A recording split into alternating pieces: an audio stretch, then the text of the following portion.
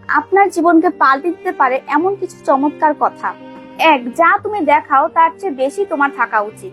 যা তুমি জানো তার থেকে কম কথা বলা উচিত। 2, সততার থেকে দুর্নীতি কোনোদিন জয়ী হতে পারে না। 3, দুঃখ কখনো একা আসে না, যখন আসে তখন তার দলবল নিয়ে আসে।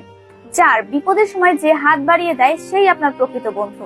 5, অভাব যখন দরজায় এসে দাঁড়ায়, ভালোবাসা তখন জানালা দিয়ে পালায়। 6, দুটো জিনিস খুবই কষ্টদায়ক।